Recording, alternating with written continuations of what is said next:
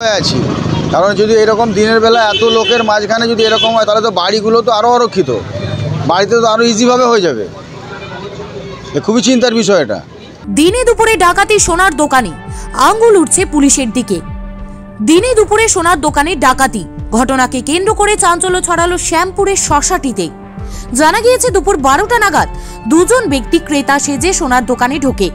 রূপোর বেশ কিছু জিনিস তারা দেখতে চাইলে সোনার দোকানের মালিক তাদের দেখায়। তারপরেই পিস্তল দেখিয়ে সোনা লুট করে পালায় দুজন দুষ্কৃতী। ঘটনাকে কেন্দ্র করে ব্যাপক চাঞ্চল্য ছড়িয়েছে এলাকায়। প্রায় 4 লক্ষ টাকার সোনা নিয়ে ওই দুষ্কৃতীরা পালিয়েছে বলে জানা গেছে। প্রথমে এসে দুইজন ঢুকে বলল রূপোর হার আছে। আমি বলি হ্যাঁ রূপোর হার আছে। বলে রূপোর হার একটা আর একটা চামচ নিল, নিয়ে আমাকে 700 টাকা আর 500 টাকা দিল। আমি আবার 20 টাকা ফেরত দিলাম। দেওয়ার পর বলছে কানে রিং আছে। আমি বলি হ্যাঁ কানে রিং আছে।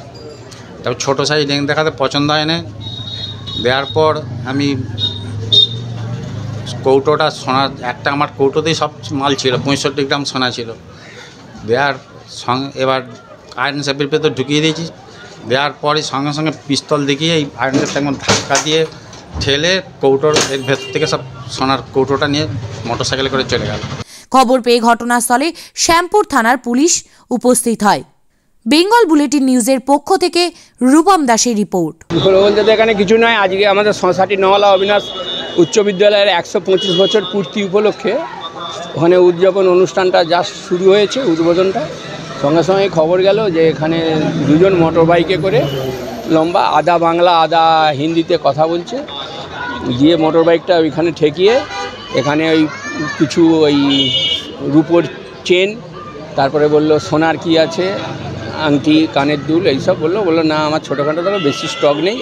উনি একটা সোনার চেন চাইছিলেন, বললো ওই জিনিসগুলো আমার এখানে নেই। তারপরে রূপোর আরে নিলেন, দাম দরও হলো, দিয়ে ওনার ব্যাগেতে করে নিল। এবার দেওয়ার পর যখনই ওই একটা কৌটোতে সোনার জিনিস ছিল, সেই জিনিসগুলো যখনই উনি দেখাতে বার করেছেন, একজনকে ওই ঠেলে দিয়ে অ্যারেঞ্চেস্টের দিকে ঠেলে দিয়ে ওনার ওকে পিস্তল ঠেকিয়ে ওই কৌটোটাকে নিয়ে প্রায় 4 লক্ষ টাকার প্রায় 65 গ্রাম সোনা গেল। আমি শশাটি গ্রাম পঞ্চায়েতের পঞ্চায়েত সদস্য, প্রাক্তন উপপ্রধান কর্মাধ্যক্ষ। আমার নাম আশিস কাপড়ি।